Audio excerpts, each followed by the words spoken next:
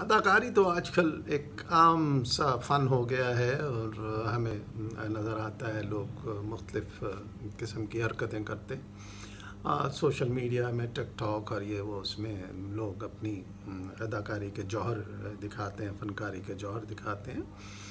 اب یہ جو جوہر ہے اداکاری کا، یہ مختلف پیشوں میں ہے، اور اگر آپ مجھے معاف کریں تو یہ مجھے گداگروں میں، بھکاریوں میں بھی نظر آتا ہے۔ آپ نے دیکھا ہوگا کہ وہ مختلف قسم کی اپنے حرکتیں کرتے ہیں، چہرے ایسے افسردہ بنا لیتے ہیں، تکلیف دہ بنا دیتے ہیں، کبھی معذوری کا انداز کرتے ہیں، کبھی کچھ اور کبھی کچھ انداز اپناتے ہیں۔ دیکھیے یہ آج سے نہیں ہے، مجھے آج سے کوئی تقریباً 52-53 سال پرانا واقعہ یاد آتا ہے۔ جب میں حیدرآباد میں تھا، تو حیدرآباد لطیف آباد میں تھا، میں اپنے دوست کے ساتھ گھر سے نکلا۔ ہماری گلی کے باہر ایک میدان تھا، اس میدان میں ہم نے دیکھا کہ وہ جو فٹ بال کا پول ہوتا ہے، وہاں ایک بچہ بیٹھا ہوا ہے، رو رہا ہے، زمین پہ پڑے ہوئے چھنوں کو اکٹھا کر رہا ہے۔ میرا دل بڑا غمزدہ ہوا۔ میں نے پوچھا بھائی کیا بات ہے؟ کہنے لگے کہ یہ ماں نے دیا تھا بیچنے کے لیے، تو یہ گر گئے، اب میں خالی ہاتھ جاؤں گا تو مجھے میری ماں مارے گی۔ میرا دل بھر آیا، میں نے کہا چلو میں پیسے دے دیتا ہوں۔ مجھے یاد پڑتا ہے کیونکہ اس وقت 100 روپے بڑی چیز تھی، تو میں نے شاید 100 روپے اس کو دے دیا۔ میرا دوست منع کرتا رہا، کہنے لگا نہ دو بھائی، یہ ایسے ہی کرتے ہیں، یہ ایسا نہیں، یہ فراڈ ہے۔ میں نے کہا نہیں یار، ایسا ہو نہیں سکتا کہ بچہ اتنا زارو قطار روئے، یہ ہاؤ اٹ پاسبل۔ مجھے ظاہر پہ اس کے ترس آ گیا۔ اس نے کہا اچھا چلو ٹھیک ہے۔ تو وہ بچہ اٹھا، اس نے وہ ساری چیزیں اپنے وہ تھال میں ڈالی اور چل پڑا۔ میرے دوست نے کہا آؤ اس کے پیچھے چلتے ہیں۔ میں نے کہا چلو بھائی۔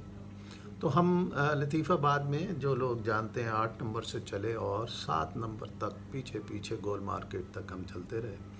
وہاں ہم نے یہ دیکھا، کیونکہ فاصلہ رکھ کے چل رہے تھے، تو وہاں ہم نے دیکھا پھر وہ اسی طرح تھال زمین پہ گرایا ہوا ہے، رو رہا ہے، مجمع اکٹھا ہو گیا اور لوگ اس سے ہمدردی کا اظہار کر رہے ہیں۔ مجھ سے پھر برداشت نہیں ہوا۔ میں نے کہا بھی دیکھو یہ فراڈ کر رہا ہے، پیچھے اس نے ایسا کیا، میں نے اس کو یہ پیسے دیے جو اس کی جیب میں ہے۔ تو میں نے اس سے کہا بھائی میرے پیسے واپس کرو۔ تو اس سے میں نے پیسے لیے اور پھر اسے سخت سست بھی کہا، تو لوگ پھر تتر بتر ہو گئے اور وہ وہاں سے چلا گیا۔ میں کہنا یہ چاہ رہا ہوں کہ ہم ظاہر سے بہت جلدی متاثر ہو جاتے ہیں۔ انسان کے اندر ایسی مشینری لگی ہوئی ہے، جب وہ کسی کو افسردہ دیکھتا ہے تو اکثر لوگ غمزدہ ہو جاتے ہیں، مدد کر دیتے ہیں۔ آج کل بھکاریوں کی یہی صورتحال ہے، وہ بڑے ٹرینڈ ہو گئے ہیں، شاید ڈرامے وغیرہ دیکھتے رہتے ہیں، تو اس سے ان کے اداکاری کے جوہر اور نکھر گئے ہیں۔ میں یہ نہیں کہتا ہوں کہ آپ کسی کی مدد نہ کریں، نہیں، مدد ضرور کریں، لیکن دیکھ لیں کہ ایسے لوگوں کو دینے سے کہیں ہم ان کی حوصلہ افزائی تو نہیں کر رہے ہیں۔ یہ سوچ بہت ضروری ہے۔ آپ یہ دیکھیں گے کہ بڑے صحت مند ہوتے ہیں مرد عورت، اور وہ مانگتے رہتے ہیں، ان کو آر ہی نہیں ہے اس کو مانگنے میں۔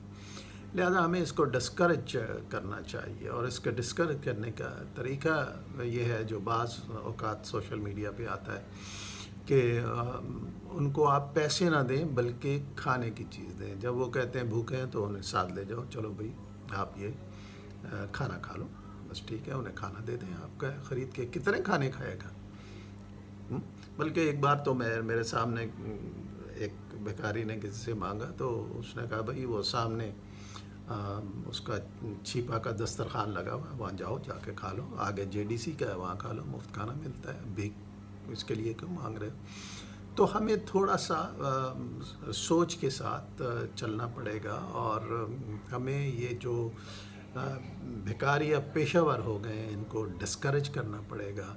ان کی آڑ میں، ان کی وجہ سے جو حقیقی مستحق لوگ ہیں ان کا حق مارا جاتا ہے، جو دراصل نہ مانگ سکتے ہیں، نہ اپنی انا کو ٹھیس پہنچا سکتے ہیں۔ تو لہٰذا ہمیں ان کو ڈسکریج کر کے جو حقیقی مستحق لوگ ہیں ان کی تلاش کرنی چاہیے۔ اور یہ بڑا آسان سا طریقہ ہے، ہمیں اپنے خاندان میں، اپنی فیملی میں پتہ ہے کس کی مالی حالت اچھی ہے، کس کی کمزور ہے، اپنے گلی محلے میں پتہ ہوتا ہے کہ کس کی حالت اچھی ہے، کس کی کمزور ہے، دوست احباب میں پتہ ہوتا ہے۔ تو ہمیں کوشش یہ کرنی چاہیے کہ اس سرکل میں ہم دیکھیں کون کمزور ہے، کون ضرورت مند ہے، اس کو کس چیز کی ضرورت ہے، ہم اسے ہیلپ آؤٹ کریں تو یہ زیادہ بہتر ہوگا۔ آئیے ایسا کرنے کی کوشش کرتے ہیں۔